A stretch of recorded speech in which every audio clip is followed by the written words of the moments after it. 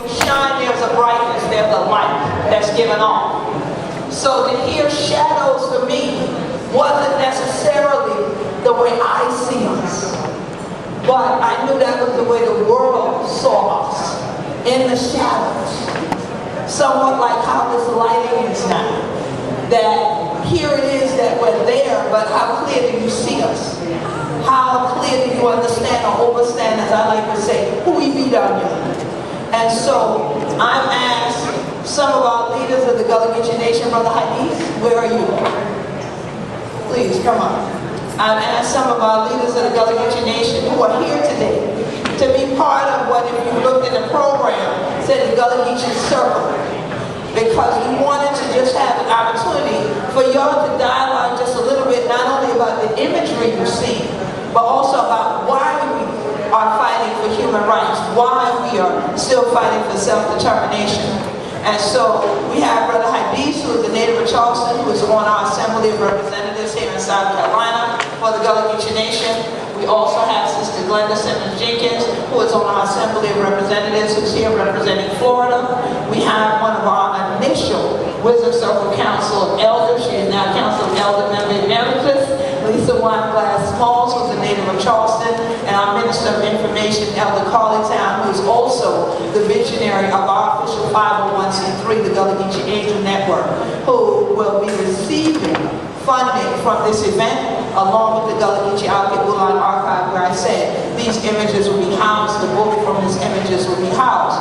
One of the things that we do is, if has anyone here ever read the book, They Stole It But You Must Return It? Anyone here ever heard of that book?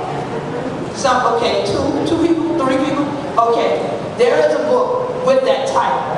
And that title always resonated with me because there was so much stolen from Africa.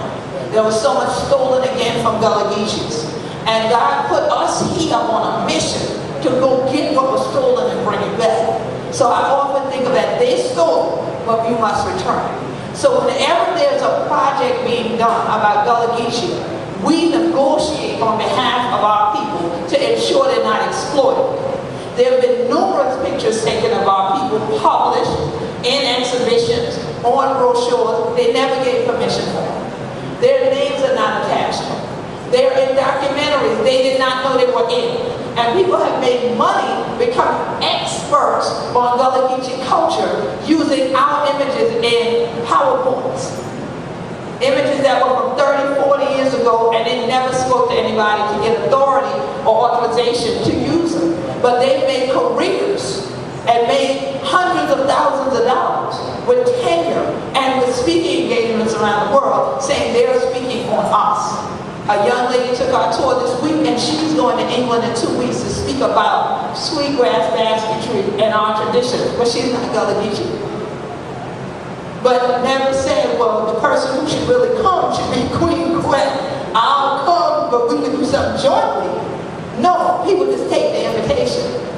So I wanted the elders and our Assembly of Representative members to speak a little bit on what they've seen in this imagery, how they feel about people calling us shadows even, but how you feel about self-determination, why you do what you do, because the work they do is without pay. Although our assembly parallels the U.S. Congress, they act better than them, okay? Our Wisdom Circle Council of Elders parallels the Obama cabinet, they act better than them. They don't get paid. They don't get paid. And they don't lobby for checks or anything like that. But they are here, putting literally their lives on the line every day for our culture. Because the more it becomes visible, the more others want to exploit it. And the exploiters will send the people to kill you, who are the real messengers. And I'm telling you what I know, not what I think. Okay, so I'm going to start with our Minister of Information, and then she can pass the mic in the direction you choose. As I was sitting here thinking while Queen was talking, I just realized how blessed we are, because we have the only highest retention of African tradition in the United States, and that's the Gullah Geechee people. And it's because of people like us who have that it takes a consciousness, and that consciousness consciousness comes through what we see every day. We see our people working to do batos, fishing. We see them making sweetgrass basket, but also we see that God chose us to have a queen of the Gullah Geechee Nation. Not just a queen, but somebody who works, who goes all around the world telling people about who we are. And the thing about that is, she doesn't get paid. The only pay she gets is what she makes. As you see here today, she's a very talented woman. And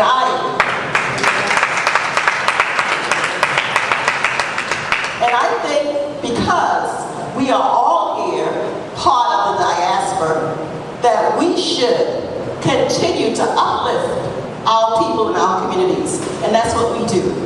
And you know, sometimes we think to ourselves, well, I don't know if I'm doing enough. Yes, any little bit you do is enough. As long as God knows that it's what's in your heart. So one of the things about as I was looking at the pictures, the images, I thought about my grandfather. My grandfather left my mother with land. Such a precious thing. And she's still on that land, almost 100 years ago. And that's important for us to think about what our ancestors did for us to have the land. And as we sit here, we all have that same quest to hold on to our tradition, to hold on to our land, and to continue to stand on our rights to self-determination. And the right to self-determination means we have a right to say who we are. We have a right to continue I'm just so full up here. I'm full because it's a wonderful thing that you all would come and take part, because you know what? You are part of it. So I'm not going to go any further right now. I just wanted you to know that we love you. And we want you to know that we are here to continue that high retention of African tradition in America. Okay?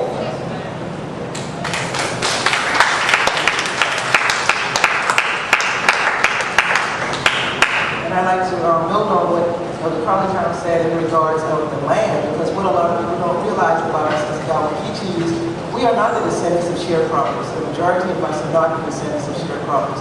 We are the descendants of landowners. And for hundreds of years, our people owned land. We were self-sufficient. We held our own. And we would like to continue that, as well as pass that on to our children, holding on to the good traditions of fishing, of farming, having your own business. And that is so important. That's why I have been with the nation all this time, even though I'm emeritus. I still attend as many of the different events that we have, just to continue to be a part of my culture, to educate young people. Like right now we have the Sakura, and to let our young people know that it's nothing wrong for having a package of meditation. You got a right to do that. You have people coming from different countries. They speak English, but they still hold on to your language. It's important that you have your language. And to let people know it is important not to just rent, but it's important to hold on to the land and pass the land on. So I've been here holding on to letting people know that being in the Gullah Geechee Nation, you should be proud of who you are. But it's important for your children to know whose own they are, as well as who they are. And I believe that a lot of the issues that we have now with our young people, they don't know whose own they are. They don't know who they are. So we just try to put as much information out there to let them know where you came from. And then if you know where you came from, you have traditions. And to pass that on, then the children won't go everywhere the wind blows. I saw on the TV now you have some African American children setting themselves on fire, pouring alcohol on themselves and setting themselves on fire. You know, back in the day, our ancestors would say, well, you saw someone jump off a bridge, you're going to jump off a bridge too. You know, so we would be able to just have just basic common sense. Everything that you see, we have people in the community that will pull you back when you think that a child is about to go wayward. someone in the community to tell your child, hey, and before the child got home doing something wrong, the parent already knew. So you were chastised once you did it, and when you got home, you were chastised. Right now, if you want to spank a child, DSS. So there's so many morals and traditions that we must reinstate in our homes and our communities, and to be a part of that, to let people know we have traditions. You know, and it's not just the other culture. The other culture is the only one with traditions and how they do things. But we must be on point with that with our children. And I'm very proud being able to pass that on, giving the young people more knowledge about where they came from, my ancestors, from Eddystone and from Georgetown. And to let them know they had property, they would pass things down. You know, where now people are just worried about, oh, how am I going to pay the rent? When you have your own land, you have some place to live, you can feed yourself, you also will have property to have your own. You could be able, some people are, if you weren't farmers, some people may have a business. You know, barbershop and goes back in our culture too. So just to have your own, we are people of having our own and passing that on to our children because they really need to know you came from something. You're just not fly by night, you're not just enslaved people. But I'm just glad to be a part of this, and thank you all for coming out. Greetings and good afternoon. Greetings from Fernandina Beach, Florida. I'd like to say that I came to Gullah Geechee because God allowed my culture to find me. Because living in Florida, I consider Florida to be sort of a bookend to the Gullah Geechee Nation, just like North Carolina is. And the way Gullah Geechee expresses itself, there's a little different because we've always lived in such close proximity to the majority culture, to the non-Gullah Geechee culture. So therefore, we had more difficulty retaining our Gullah and Geechee identity. And so when Gullah Geechee found me, I awakened to the truth about who I am. And that is why I do this work. That is why this work is so important to me. Because it was like the world became new when I realized that there was something I was walking around with that I couldn't put my finger on, that I couldn't explain, but I knew it wasn't just, you're a black girl. And so when Queen Quet and I met, and she said, you're Gullah Geechee, and I got this puzzled look like, I am? And I spent the next 3, 4, maybe 6 months before I was really convinced that I am. But I found the evidence not only in the linguistic retention, but in food, and most importantly for me, in my spiritual life and in the way we practice our religious practices at home. I can hear some of the same songs here, just you guys are more up-tempo than we are. We kind of drag the song. We kind of joke about the fact that we kind of got tired when we got to Florida.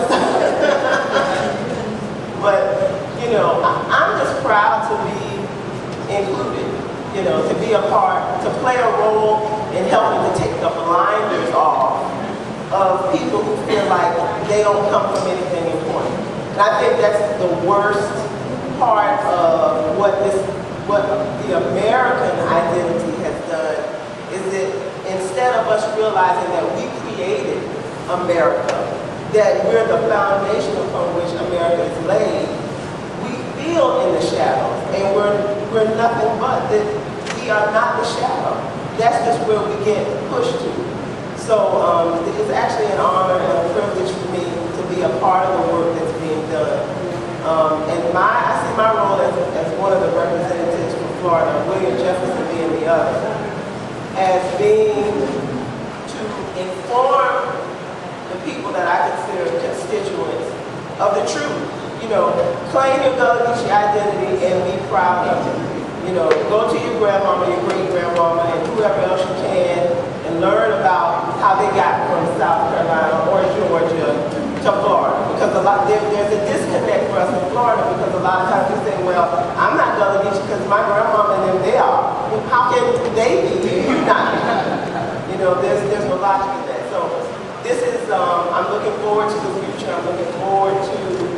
the inroads that we are making, that we continue to make, and just to see our culture continue to come into its own and stand on the shoulders of our ancestors.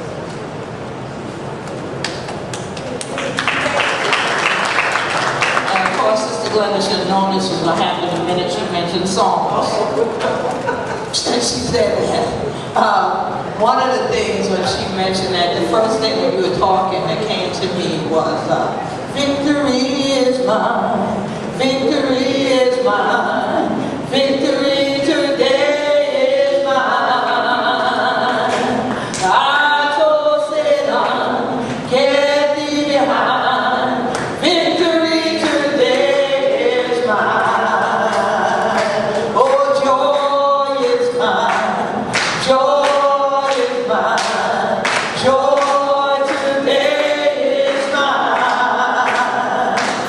I told Satan, get thee behind. Joy today is mine.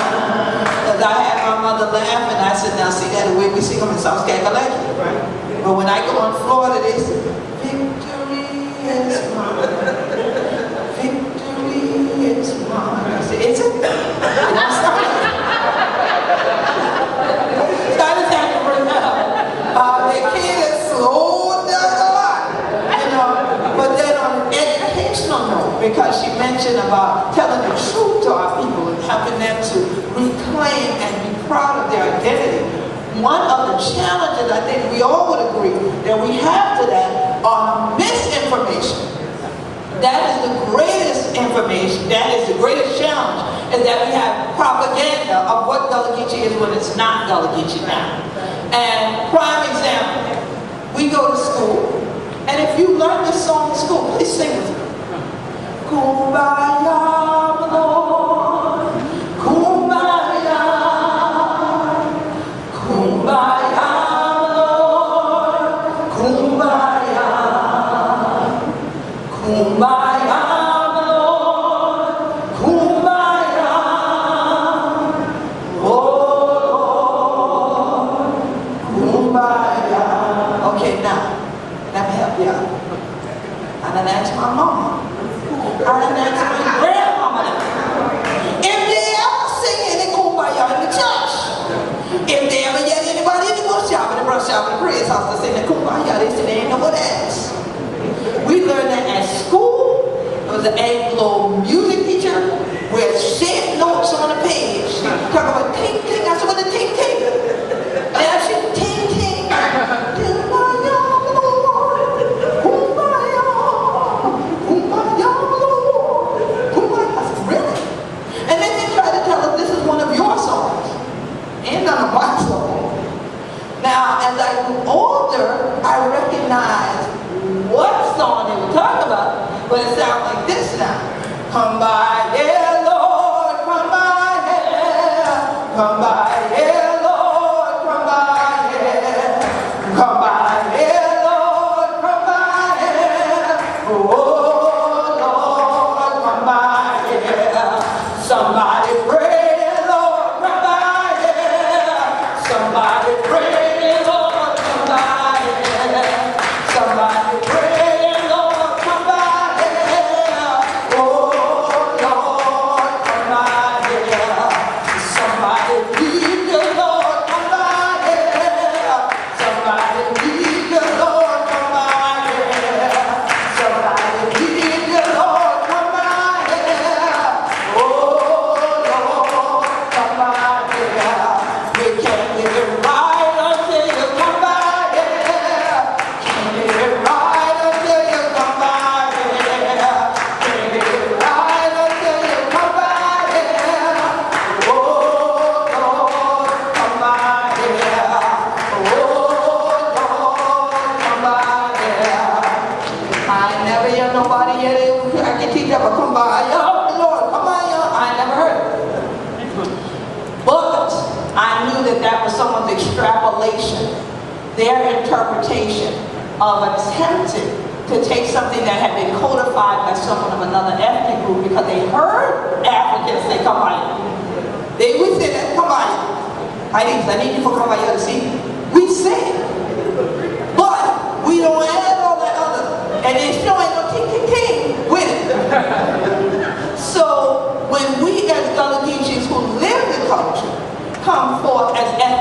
psychologists and educators on our own culture, they'll tell us very quickly, you can't do a thesis on Gullah Geechee. They won't accept your thesis because you are too close to the subject. Are you kidding me? We would be able to tell you the truth of the subject. But what we recognize is that then there would be a counterattack, there would be a counter-interpretation to what many have made careers off of.